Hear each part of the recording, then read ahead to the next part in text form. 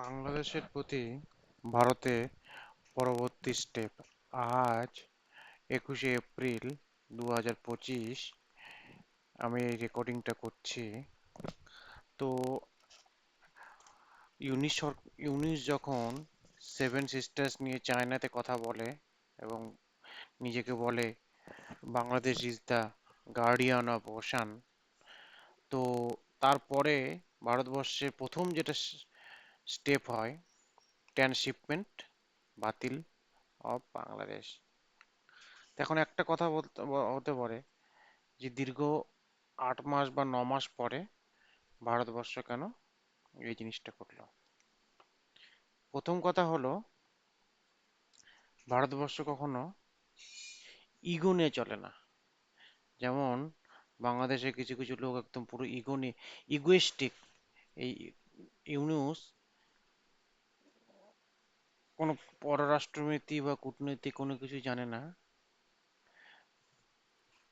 এখানে প্রধান উপদেষ্টার পদে বসার আগেই যখন ফ্রান্স থেকে একটা ইন্টারভিউ দেয় ভারতবর্ষের গণমাধ্যমকে, তখন সে বলেছিল যে যদি বাংলাদেশে অস্থিতিশীল হয় তাহলে সে ভারতের নাকি সেভেন সিস্টারই অস্থিতিশীল হয়ে যাবে।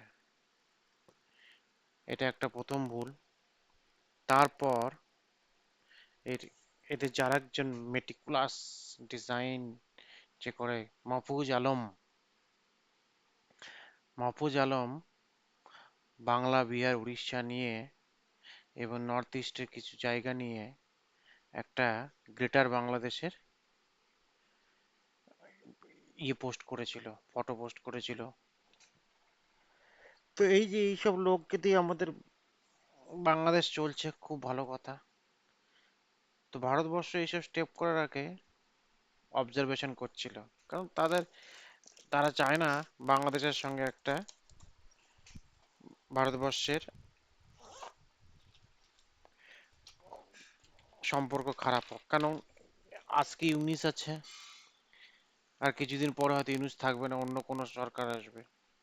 তো তারা ওয়েট অ্যান্ড ওয়াচ করছিল, ভাবছিল হয়তো নেক্সট ইলেকশন হয়ে গেলে যে গভর্নমেন্ট আসবে তার সঙ্গে একটা ভালো সম্পর্ক রাখবে।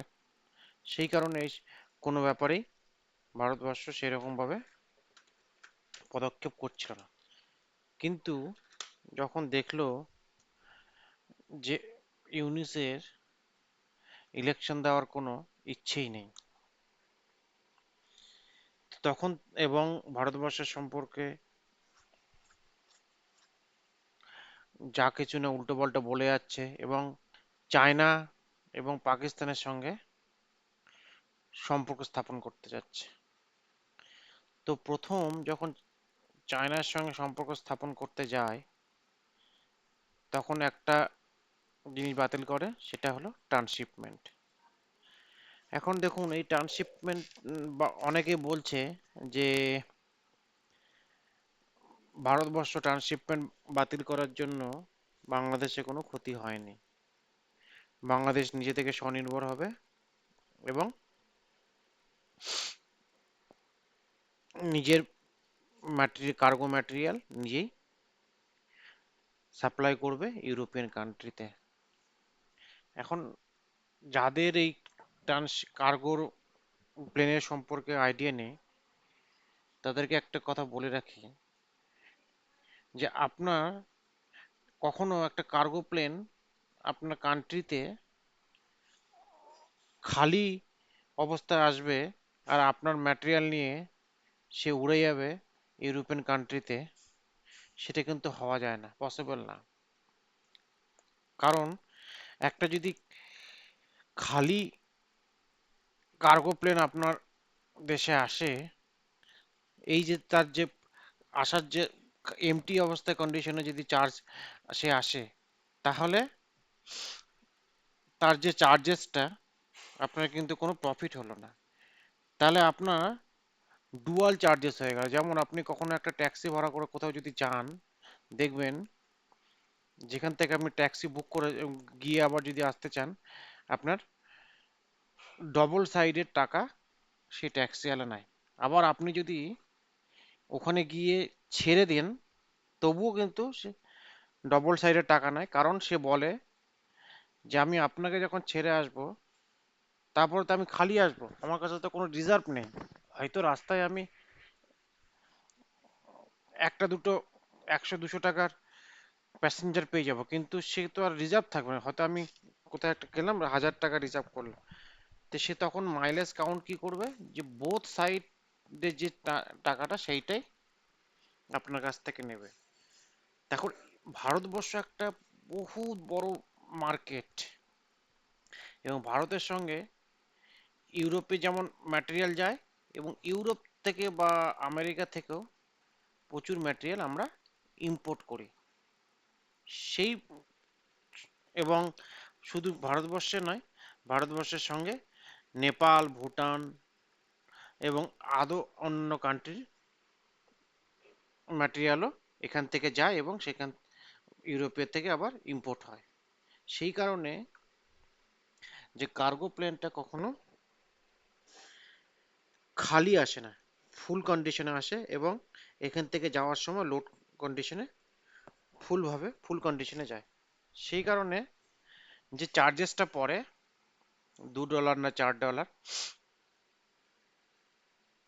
এটা কম পড়ে। এখন বাংলাদেশের ক্ষেত্রে কি হবে, বাংলাদেশের ক্ষেত্রে অত তো ম্যাটেরিয়াল, ছোট্ট বাংলাদেশ একটা ছোট্ট কান্ট্রি, এবং ইউরোপে হোক বা আমেরিকা থেকে হোক অত কিছু ইম্পোর্ট করে না, বাংলাদেশ এক্সপোর্ট করবে। এখন একটা কার্গো শিপ, তার মানে একটা যদি এমটি কন্ডিশনে আসে বাংলাদেশের জন্য, এই এক্সপোর্ট করার জন্য যেটা চার্জেস প্রচুর বেড়ে যাবে, এবং যতই আপনি হম্বিতম্বি করুন, আপনি যদি দেখেন বাংলাদেশ থেকে এক্সপোর্ট করাটা মোটেও ফিজিবিলিটি নেই। বাংলাদেশকে অন্য কিছু একটা ভাবতেই হবে, ডাইরেক্ট না করে হয়তো ভারতবর্ষে হয়তো শর্ট রুটে হয়তো সিঙ্গাপুর থেকে যেতে পারে, জানি না সেটা তো যাই হোক, আলটিমেটলি ভারতবর্ষের সঙ্গে শত্রুতা করে ইউনিসেফ তো কিছু হলো না। ইউনিসেফ তো তার গ্রামীণ ব্যাংক আছে, গ্রামীণ ব্যাংকের ব্যাপারে সবকিছু 600 কোটি টাকার সুদ মুকুব, ইন্টারেস্ট মুকুব করে নিয়েছে। আবার সরকারের যে ভাগিদারি, যেটা 25% থেকে 10% করে নিয়েছে, এবং এমন একটা রুল বানিয়েছে যে গ্রামীণ ব্যাংক সব জায়গায় ব্রাঞ্চ খুলতে পারবে, সেটা আপনারা হয়তো জানেন। তো কিন্তু এই যে কতিপয় কিছু লোক, স্বার্থান্বেষী লোক, বাংলাদেশে 18 কোটি 19 কোটি লোকের যে দুর্বিষহ করে যাচ্ছে, এবং একটু নাগরিকও ফ্রান্সে, আলটিমেটলি কিছু হলে ফ্রান্সে চলে যাবে।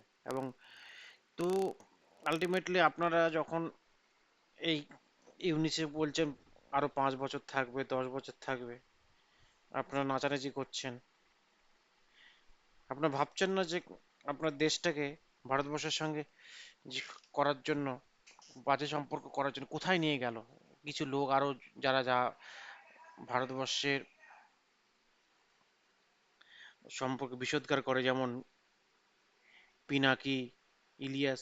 আপনাকে আমাদের বলছি, আমরা কখনো কিন্তু বাংলাদেশিদের যখন আমাদের এখানে চিকিৎসা করতে আসতো বা ইয়ে করতে আসতো বা ঘুরতে আসতো, আমরা কিন্তু কখনো তাদের খারাপ নজরে দেখতাম না, বা বিদ্বেষের নজরে দেখতাম না। কিন্তু এখন এই যে 5ই আগস্টের পরে ভারতবর্ষের লোকেরা বাংলাদেশের যত মিডিয়ার খবর দেখে বা এইসব দেখে এমন একটা বিদ্বেষ হয়ে গেছে, একটা ঘৃণার ভাব চলে এসছে।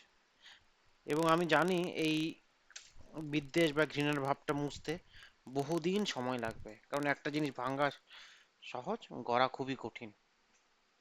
তো যাই হোক, ভিডিও অনেক বড় হয়ে যাচ্ছে। এবার আসি যে নেক্সট ভারতবর্ষের স্টেপ কি হবে।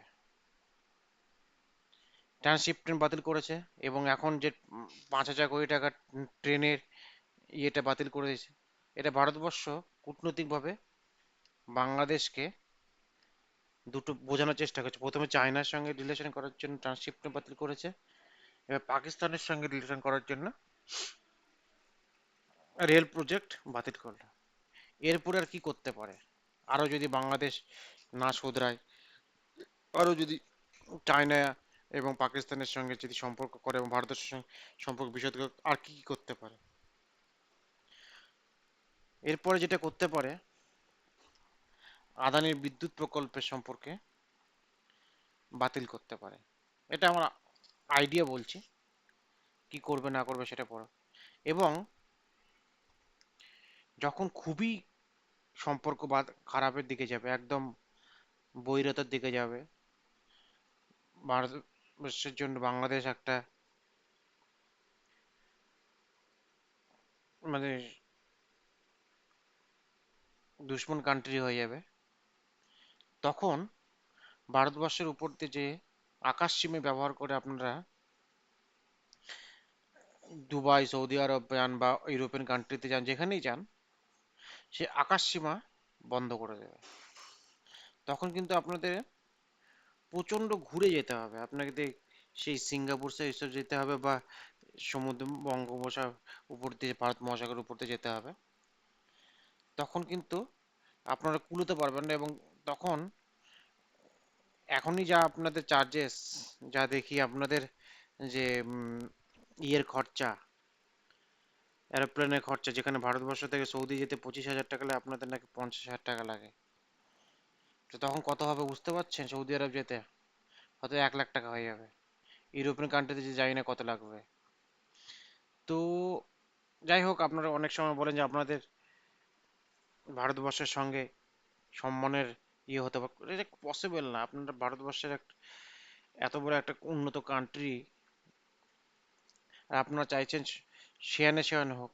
সেয়ানে সেয়ানে হতে গেলে নিজেকেও সেরকম করতে হবে। যাই হোক, ভারতবর্ষের সঙ্গে শত্রুতা করে কি লাভবান হবে বাংলাদেশ, সেটা ভবিষ্যতে বলবে, আমরাও দেখব। ভালো থাকবেন, সুস্থ থাকবেন।